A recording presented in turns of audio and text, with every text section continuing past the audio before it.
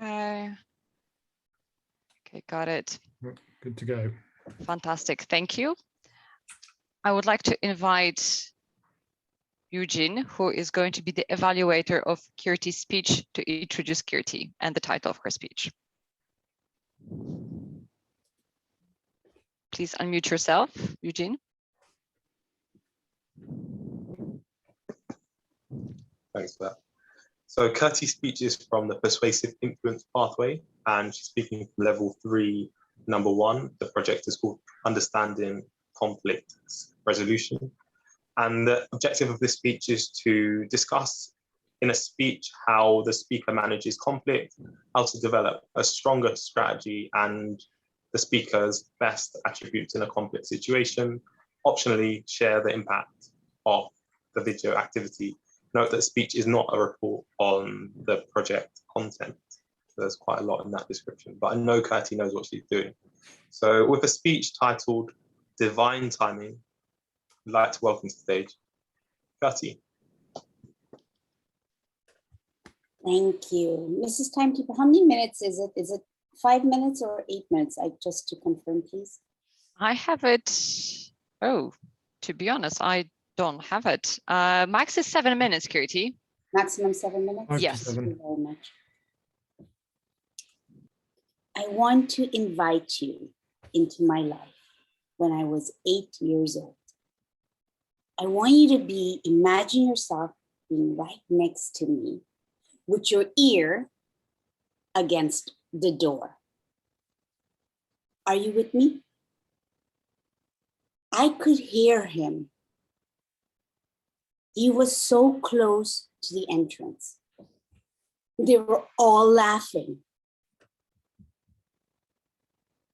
My heart was beating. This was it. This was the right moment. So I rushed out of the door. I showed him the papers. He took out the pen, he signed, and I was happy. About a couple of weeks later, my boss called me in. She's a different story. Kirti, how did your father ever sign that paper? How are you ever going to pass maths and make a life for yourself? Maths is everything. She shouted for me for about 5 minutes. I cried, or I pretended to cry. You see, what she did not know at the time was that I actually plotted the entire event, and I knew I was going to end up in her office. My father was a businessman, and every Sunday he would have guests at our house and entertain them. They were all his clients.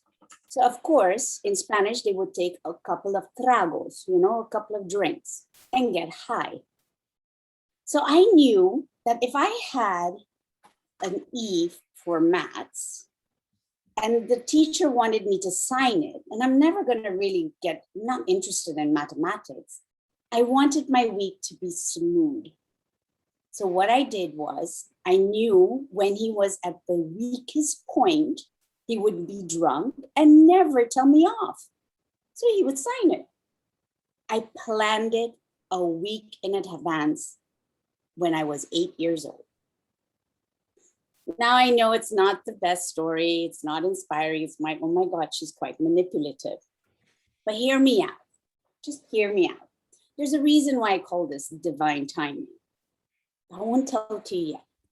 I want to take your hand and walk with me all the way till when I was 30 years old. By then, I was pretending to be a saint, really. No, I'm just kidding. I was running a yoga studio, and a client walked in, and she was nervous. She looked at me. Big lady, dark-skinned. She goes, "I'm looking for Kirti." I said, "I'm Kirti." I have to learn how to do yoga.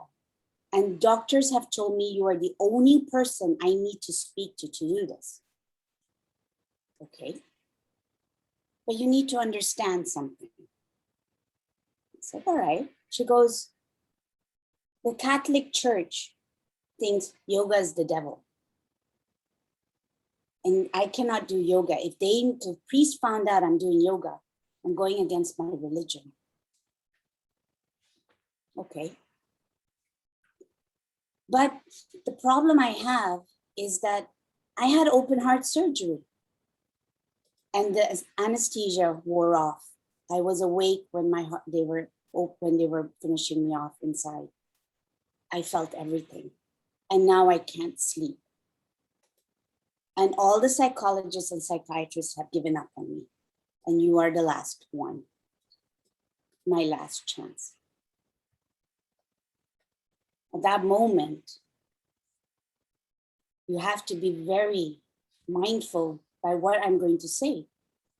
I have to place myself aside, assess my values, my beliefs, to make sure I'm not going to put religion and respect and honor her. So we worked together. I observed, I watched her patterns, and I had to apply what yoga does is not exercises, but it's about managing the winds of emotions and thoughts to get to reduce anxiety incrementally and find peace of mind. And that's all she was asking. So now you might wonder, what do these two have in common? What I did was, I did the same way in each of them. It's divine timing for me, and I've redefined it. You see, you need to look at the person's past and see a pattern. And when you find the pattern, you create the right tool for the right moment so you get a certain outcome. Now, in conflict, you want a certain outcome, especially when people with different perspectives come together, and a certain flair of persuasion. Now, if you've heard of Aristotle, how many of you have heard of Aristotle? And about ethos, pathos, and logos, the things you need. You need credibility, you need evidence, and you need that persuasiveness. But actually, Aristotle had two more things he spoke about: chronos and kairos. And without these two elements, change cannot happen. Chronos is like chronological. You watch the past in sequential order and see patterns. And then kairos is waiting for the right opportunity to strike. I did that with my dad, and I did that with Natalie, the lady.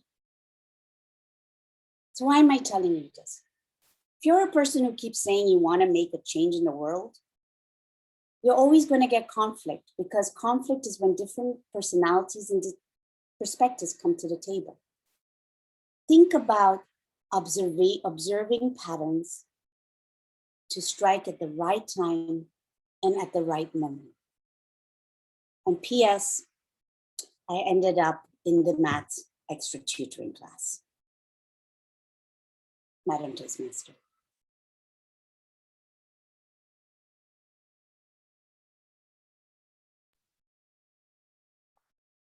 Thank you so much, Katie. As always, a pleasure to learn from you. And if it's not through a program, then through your speeches. So highly, highly appreciate the story and sharing it with us. All right. Rory, I'm just checking, you're not going to record the second speaker, right? No, I'm about to stop.